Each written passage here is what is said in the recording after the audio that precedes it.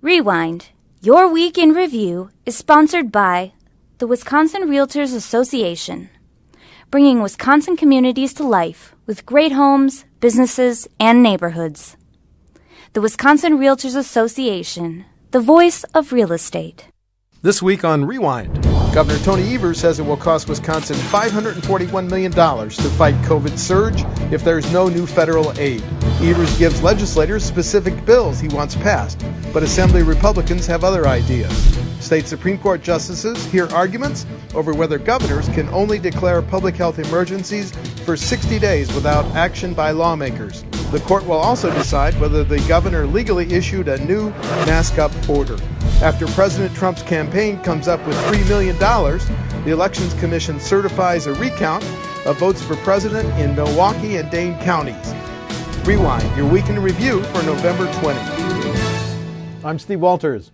And I'm J.R. Ross. Well, as a number of COVID-19 positives, hospitalizations, and deaths rise, I want to summarize both the positions in terms of legislative priorities of Governor Evers and Assembly Republicans. But before we do that, a couple things just happened before we get into these two summaries of the positions of these two sides. Number one, yesterday, the executive director of the Wisconsin Hospital Association wrote a letter to the governor and legislative leaders warning of an imminent healthcare catastrophe in the state as a number, as I said, of hospitalizations and deaths rise. There were 83 deaths yesterday, only 9 short of the record 92. So the director of the hospital associations called for all sides to put aside partisan differences and act on a COVID response package. Point one.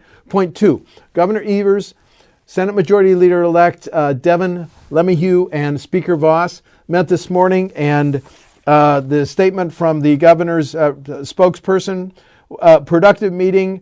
We hope to meet again after Thanksgiving. And Speaker Voss said basically the same thing. JR, before we go in depth to the governor and Assembly Republicans, what was your take on the morning meeting, sir?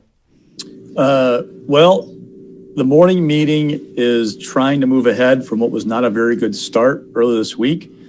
If you go back and look, Monday evening, Governor Evers' office shared with Robin Voss, Devin LeMahieu, and their top aides a bill to basically extend some things that were done this spring. I mean, more or less. Plus, also had some placeholders for money to cover the costs of contact tracing and testing if the feds don't pick it up anymore, and also to create some new tax credits for small businesses. The next day, Robin Voss called the news conference to lay out the quote-unquote initiatives of Assembly Republicans. The governor's office got worried what he was trying to do, released its bill. Robin Voss went out and said, we don't have a bill. Here are our priorities, after getting beat up for months for not having a bill. And then right after Robin Voss said, here are the Assembly Republican priorities, Chris Capia, the new Senate president, basically said, well, we don't need that stuff. Right. It's not needed. Yep. So it's not a great sign of how things are going so far with the new power structure in the Capitol. Yes. And not just for this bill, but for the next session. Okay. And I had almost anticipated that at the end of this meeting, the meeting this morning between the governor, LeMahieu, and Voss, they would at least agree on a special session, but that's not happened. Okay, now let's look in depth at what the governor has put on the table, drafting 19 bills. Let's go down them pretty thoroughly because it's very, very important. First of all, the governor says, without a new federal CARES package, I need $541 million for the first quarter, January, February, of March, to cover the impact of COVID in Wisconsin. He wants to prohibit evictions and foreclosures. He wants to require insurers to cover telehealth services and costs. Pharmacists could extend more refills by 30 days. Suspend the standardized testing of K-12 students. Continue the current rule that you don't have to wait a week to cover jobless benefits, U of I unemployment insurance benefits.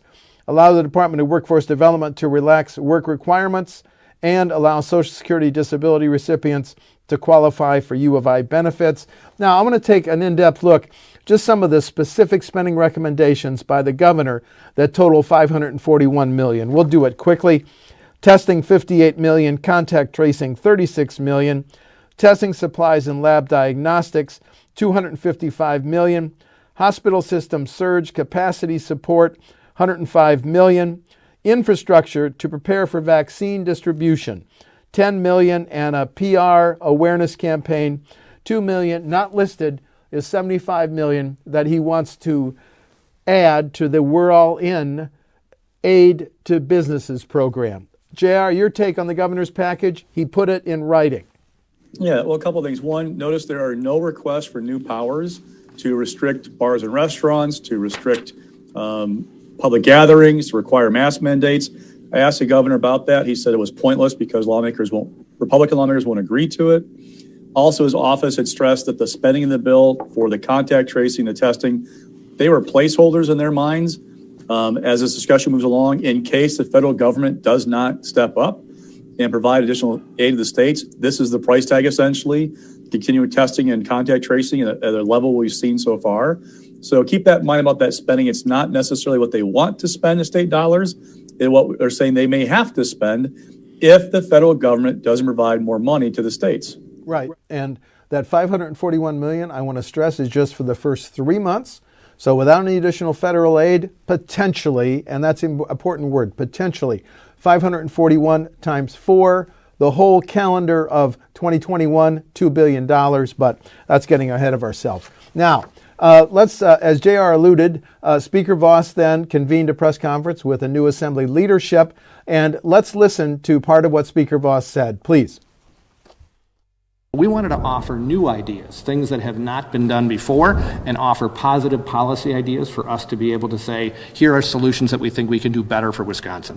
One of those that we want to focus on is really the need to increase the amount of contact tracing and the ability of folks to get rapid testing. We also would like to have a pilot program similar to what's being done in Minnesota, where they do more at-home testing, where you're not required in the same way to go to a testing location. We would like to double the number of contact tracers. One of the creative ideas we would like to do is to take unemployment insurance recipients who potentially don't have the ability to go back to their former job and see if they would have the ability to go and do contact tracing, do it for a limited amount of time and be paid for it in addition to the unemployment benefits that they deserve. We also would like to take students who are in medical school or studying public health and allow them to also become contact tracers for a semester, pay them so that we would have more folks on the ground to help deal with the pandemic, but also help educate those students going into the field and do it in a way that would allow them to get credit. So we know that the restrictions that are in place, put in forward by the CDC for guidelines, are the ones that we should all follow. We know that people should wear a mask, wash their hands, socially distance when able, and try to keep social distance or social gatherings to a minimum. But we also recognize that our economy has to continue. People have to keep working, and we want to ensure that that is able to happen over the course of the next few months as the vaccine is hopefully distributed and we begin to see a turnaround in our response as a nation to the virus. Before I give JR a chance to comment on the Assembly Republicans' goals, let's just repeat them because they're important. The Speaker Voss said they would like to double the number of contact tracers, better access to rapid testing, pilot a program to allow testing at home, changing the unemployment insurance system, and this package, introduced by Representative Mark Bourne and Senator Chris Kappinga, who JR alluded to, would give immunity from COVID-19 lawsuits to businesses, organizations, and school districts and local governments who have in place COVID-19 protocols. JR, thank you. Your reaction to the Assembly Republicans, not specific bills, but general goals. Well, it was kind of confusing to people because it seemed like they were teeing up their bill, and instead they gave us a list of priorities. Now, a couple of things to note. Speaker Voss, who is a landlord, said he is not in favor of restricting evictions and that the governor wants to do. He also said he didn't think we needed to continue the 1 week delay or the suspension of the 1 week delay in collecting unemployment benefits because the economy is recovering, he said. But again, even as Robin Voss laid out these priorities for the Assembly Republican caucus, Chris Kappinga came in and said, we don't need these things. And it's just a weird message because remember, Republicans spent the fall getting beat up for not doing anything about COVID-19, at least not since the bill passed in April. And now you have the new Senate president saying, well, we don't need to do anything else right now anyway, that it's not needed. And this is his argument that, it's not really the government's place to do these things. So I don't know what this means for getting a bill done, because remember, you have a new structure in the Senate where you have Devin Lemmy, who is a Senate Majority Leader, Scott Fitzgerald on his way out the door to go to Congress, and you have the number 2 person for the next session saying, we don't need this. How is that? Is that Chris speaking for the caucus or Chris speaking for himself? It's kind of not clear. Well, okay, JR, I want to ask you this question. Speaker Voss said we could conceivably pass a COVID-19 response bill, which they haven't passed since mid-March, in December. Well, December would, as you alluded to, Senate Majority Leader Scott Fitzgerald, who's about to go to Washington, U.S. House in January, would be part of any December lame duck action. But here's my question. Is it significant that this morning's meeting, Governor Evers, incoming Senate Majority Leader Devin LeMahieu, and Voss, and not Scott Fitzgerald? Oh, well, Scott told me that he's basically Majority Leader in name only right now, that they're transitioning everything over to Devin LeMahieu. LeMahieu's in the process of staffing up. He's hired a new chief of staff who come on board December 1st. They're trying to get ready for the session, and Fitzgerald is trying to kind of help provide guidance on his way out the door. But yeah, it's now become the Devin LeMahieu show, for lack of a better term, in the making. It's not quite there yet, but he's basically the one leading the caucus right now. Well, okay, follow-up question. LeMahieu has to stay pretty closely coordinated with incoming Senate President Kappinga, correct? Yeah, I mean, again... I don't want to use the term short leash, but they've got to work closely, right? One of the big things I heard about this week was after this whole episode was at some point the Senate Republican caucus has to have a unified message. And what is that message to me? Is Kappinga the one delivering the message of the caucus again, or speaking for himself? We haven't heard directly from LeMahieu. He has not issued a statement about this morning's meeting. Robin Voss did. The governor did as well. And this is one of the challenges of becoming a new leader for Devin LeMahieu. How do you lead that caucus going forward? How are you as a messenger going forward? And how can you keep that caucus on the same page? Remember, there are different factions of that caucus. It was split evenly in the first several votes over picking Devin as a leader or Senator Roger Roth from Appleton. The challenge now is how do you lead that caucus, different factions going forward, and get them on the same page? Right. Okay, changing subjects, but moving it to the judicial branch, which will play a key role in how Wisconsin fights COVID-19. On Monday, 90-minute oral argument before the state Supreme Court on a challenge to the governor's executive public health emergency powers. Let's talk about that specifically. Jerry Fabik, a Waukesha County business executive and campaign contributor, sued to void back-to-back COVID-19 health emergency orders issued by Governor Evers.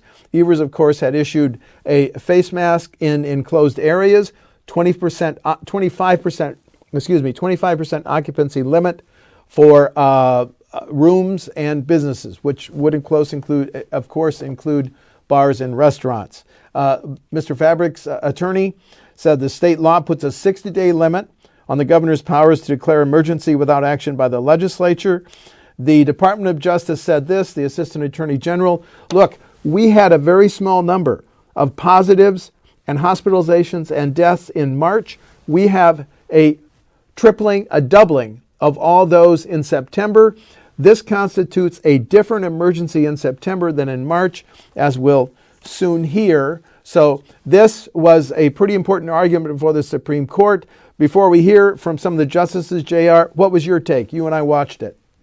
The question, really, the heart of this case is this pandemic one single emergency, or is it one threat, one occurrence, with the opportunity to declare multiple emergencies because of new issues that arise? Yeah. That is the key question, and Brian Hagedorn is probably the key vote, conservative on the court, who sided with the two liberals in May in the dissent over the Supreme Court ruling that struck down the extended stay-at-home order. Now, of course, gone from a 5-2 super majority to 4-3. Hagedorn seems a swing vote. A comment that he made during oral arguments is getting a lot of attention. He basically said that the legislature had clearly intended to have a limit on the powers of the governor, how long the governor can issue these health emergencies. What does that mean? You know, justices sometimes asking questions, you got to try to read the tea leaves, and it's tough to do. But is that a sign of what he believes? Because he also noted that local governments don't have a similar restriction of the 60-day window. Because remember, state law says a governor can declare a public health emergency for 60 days. After that, he or she needs a resolution of the legislature to extend that window to continue those powers. Hagedorn pointed out that locals don't have that same restriction under state law and suggested that the legislature intended to have some kind of limit there for the length of the governor's declaration. But again, the question is this one occurrence, or is it a threat with multiple occurrences? Right, which is why the following clip that you're about to hear is so important. You're going to hear Brian Hagedorn's two comments. First of all, you're going to hear the attorney for Mr. Fabic saying, look, if you had a COVID emergency in March, that is still, even though the numbers changed, that did not justify issuing a new order based on September's hires numbers. Then you're going to hear the response from the Assistant Attorney General defending the governor's action. Then you're going to hear both quotes from Justice Hagedorn that JR just referred to, then a quote from Justice Rebecca Bradley, and then Justice Jill Karofsky, please. Well, the governor cited to the rapid growth of the virus, which in our view, it does not make it a new emergency or allow him to extend his powers beyond the 60 days conferred in the statute. The virus grows, the test results will ebb and flow. That doesn't mean it changes into a new public health emergency if the underlying cause remains COVID-19. There is simply no way for the courts to draw the one and done interpretation that Fabic suggests without conflicting with the unit of measurement that our legislature has chosen, because the legislature has said that the governor may issue a state of emergency order when he determines that an emergency arising from a disaster exists. And a disaster is statutorily defined as an occurrence. And so I think whether we're looking at emergency or at occurrence, both reflect an event, but one that may be one in a series of events. If, let's say, a foreign enemy declared war on the United States and Wisconsin was under the threat of an attack from that enemy in March and a threat of an attack in September, I think we would all agree that emergency conditions exist in March and emergency conditions exist in September, even though those conditions are caused by the same enemy and even though the war may not have ended in the middle. And the same is true here. The orders have not been, as Fabic suggests, simply static orders responding to the COVID-19 pandemic. And here you have the local government that has the power to issue a state of emergency for such time as those conditions exist or are likely to exist. And then an explicit limitation of time period as it relates to the governor, which would, I mean, to me, I don't know how you read the statute and don't acknowledge that the emergency conditions can exist, but the governor's power to act via state of emergency, which is a fairly broad grant of emergency powers, rolling back administrative rules, priorities and contracts, doing whatever is reasonable and necessary to secure persons or property. Those are broad, extraordinary powers that it seems like the legislature wanted to only allow for a very short period of time when you compare those two statutes.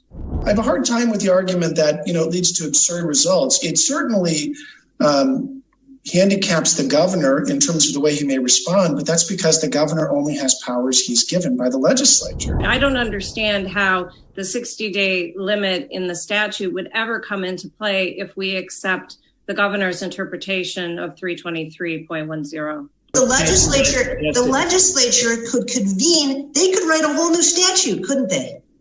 They could do that. So the legislature actually has a lot of power here should they choose to use it. Now, as I said, Mr. Fabic's challenge was broadly to the ability of governors to issue back-to-back public health emergency declarations on both the 25% occupancy limit and the masks. But there were two developments just on the mask this week that we have to highlight because it's such an important issue. First of all, the Supreme Court agreed to hear an appeal of a mask decision striking down the governor's mask order, and that decision was reached by the District 3 Court of Appeals. The Supreme Court issued an order saying, we will accept this, take jurisdiction over this. Secondly, the governor said, I am extending the mask order, which there's this legal cloud over because of the pending Supreme Court decision. I'm extending it till mid-January. So, two developments on that. Now, let's hear the governor talk about the need for the mask order, and his chief legal counsel, Ryan Nilsestuen, was asked about all the lawsuits. Please. I warned last week that the Institute for Health Metrics and Evaluation estimates that if we continue on the path we're on, Wisconsin could see 5,000 deaths by the end of this calendar year. As of yesterday, we've now more than tripled our 7-day average, averaging more than 6,400 new positive cases per day. The number of confirmed COVID-19 cases has tripled. We now have more than 323,000 positive cases in Wisconsin. It's clear, based on where we're headed, we cannot afford to stop or have a gap in some of the only mitigation efforts we still have in place. So today, I'm announcing I'll be declaring a new state of emergency this week and extending our public health emergency until January of next year. Are you guys expecting a legal challenge to this new emergency order? And if so, how do you plan to fight it? Thank you. Well, I think this is Ryan Nelson. I think every time we've issued an order, there's been folks who have tried to litigate it against it. And we had oral arguments earlier this week in a case that addresses the governor's ability to issue public health emergencies. I think that will provide clarity on the path forward rather than a new lawsuit. I misspoke, and I want to thank JR for correcting me. District 3 Court of Appeals judge struck down the 25% occupancy. So the legality of the mask order in enclosed areas will be decided by the Supreme Court. JR, put your perspective on just the mask order, and do you see the Supreme Court then coming out with a decision that encompasses both executive powers over mask and 25% occupancy? Please. Sure, there'll be separate decisions, but they will clarify what the governor's powers are. Again, with the mask mandate, we're all watching to see what Brian Hagedorn does. People kind of think it's maybe a good thing for the governor that the Supreme Court agreed to take that appeal from the third district. Because remember, the third district, a circuit court judge had said, I'm not placing on hold the indoor limits on indoor public gatherings. That was appealed to the third district. The third district said, actually, that should have been, we're putting that injunction back in place because the plaintiffs have shown a likelihood of success. They had not ruled on the merits yet, but when you say as a court, they've got a good chance to win, we're going to put it on hold, it kind of forecasts what your decision is going to be. The Supreme Court grabs that appeal and said, no, we're going to go ahead and take it and we'll figure it out. So that might be good news to the governor. It's just, I don't know, because I'm not a lawyer and I hate predicting what judges are going to do. It's hard to know where they're going to come down with the May decision about the stay-at-home order. Will these decisions reshape that decision? Whatever they do will help clarify what's going on. Plus, two, remember, you have now this reconstituted court, 4-3. It will kind of be a firmer question because there was some kind of thought of, okay, now that Karofsky's replaced Daniel Kelly, a conservative, maybe there's a path to reverse that May decision. We'll see if the court will do that or if it's going to reinforce that decision and add more layers to it with these two cases. Okay, now we're turning a page now from COVID in the courts to this fascinating developments. Right now, there's a recount going on in Dane and Milwaukee counties of the votes cast for president. Let's lay the groundwork in this way. The Trump campaign sent the state $3 million to cover the costs of recounts in just two counties, Dane and Milwaukee, which, let's see, the unofficial, those were the counties that provided a huge margin for the presumed president-elect, Democrat Joe Biden. So you have the Trump campaign ponying up $3 million to cover recounts in these two counties going on right now. WEDC had estimated the cost of a statewide recount at $7.9 million.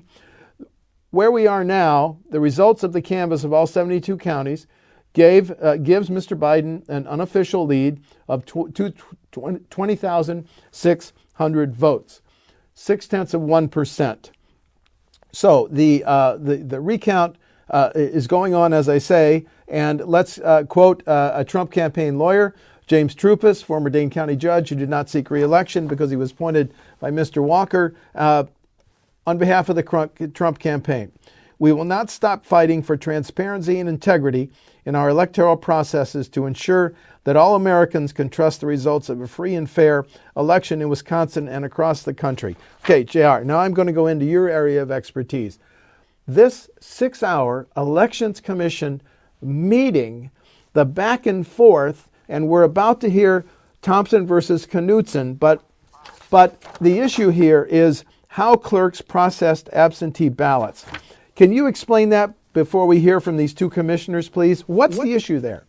Sure. Look, the heart of the Trump campaign recount petition is a strategy aimed at disqualifying tens of thousands of votes that were cast by people who were following the advice of state and local election officials. Okay? Let's break it down to three levels. Number one, you have people who voted early in person. When you vote early in person, you get an envelope that you sign that says across the top. There's a certificate and an application. The affidavit on that envelope says you are requesting an absentee ballot formally, because the state law says you must formally request an absentee ballot in writing. The Guidance from the Elections Commission has said for quite some time that suffices. This morning, the Trump campaign argued in the recount that you must actually submit a separate written request for an absentee ballot separate from that envelope. It's not sufficient. They are going to they were rejected in Dane County. I'm sure they're going to be rejected in Milwaukee County. They are going to go to court and argue those thousands of people voted that way should have their votes disqualified. Okay. Secondly, go ahead. They're arguing that the Elections Commission advice that local clerks can basically fix missing information on the absentee ballot, mail-in absentee ballot envelopes, that is illegal advice and those ballots should be thrown out. What you have is, for example, is a witness signs your ballot, your envelope for your ballot, and forgets his or her zip code, or to put the state down, or some piece, and the clerks are allowed to, under the advice from the Elections Commission, to fill that in. The campaign is saying that is not proper; those ballots should be thrown out. Thirdly, quickly, JR, we're running out of time. Go ahead. People who are indefinitely confined, they're saying those folks falsely claim that. And why I'm getting all this is because the heart of the argument for the Elections Commission was, one, if you have to have available every written application for absentee ballot available to check, and the commission said, hey, look, most requests for ballots now come in through this website, and it's not really there's not like a paper trail. It's more like an email to the clerk and a log that shows the person who requested it. And two, we want to change a footnote that more reflects the advice the commission has given for at least 4 years, saying again that clerks can fill in information. The Trump campaign objected, Republicans objected, and they did not make those changes to the recount manual. Okay, now I do want to quote from Commissioners Thompson and Knutson, where Commissioner Thompson says, this is the way that our local clerks have been handling absentee ballots for 11 elections. And then the response from Knutson, yeah, but it's never been challenged before. Can we hear that clip, please? The President of the United States signed that clerks in 72 counties acted illegally. They didn't act illegally. They did what they've done for 11 elections, fair and square. Okay, Donald Trump won that Super Bowl in 2016 using that set of rules. Now he lost the Super Bowl in 2020. Instead of manning up and say, I lost, now he says all the clerks are illegal. I can't believe anybody was sitting here and give any credence to that clerks illegally altered absentee ballots all across the state. Come on, Dean. I understand, just like Commissioner Thompson, that this has been in place for many elections. But here's the thing. It's never been challenged. There's been no complaint or any challenge to it up until today. Today, we are now in possession of a petition that constitutes a formal legal challenge to that guidance, a formal legal challenge to that practice. And you may not like the language and consider it to be unnecessarily inflammatory, but our recount statute requires that if the petitioner believes that something illegal happened, then that's the basis to ask for the recount.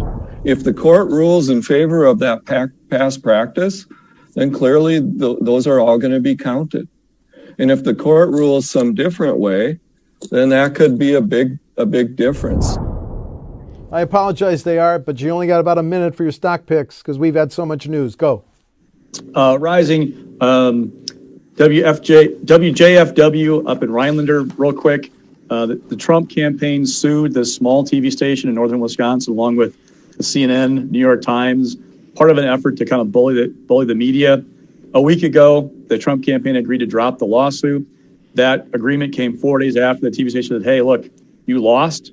Therefore, there's no more standing for you to sue us. So the little guy gets a bully to back down. Mixed. Daniel Kelly, hearing that he's looking at running for appeals court. Now, that's kind of a step down for a former Supreme Court justice. Remember, though, he's appointed to the court by Scott Walker, lost his bid for a full tenure term this spring. It would, though, be maybe a step toward getting back to the court because you're talking now, no guarantee he's going to win, but it's a conservative-leaning district. He would be running against an appointee of Tony Evers, and he could then use that as a springboard to run for court again someday down the line. Falling. The Elections Commission, having sat through that 6-hour hearing, not the first time I've watched that commission be dysfunctional.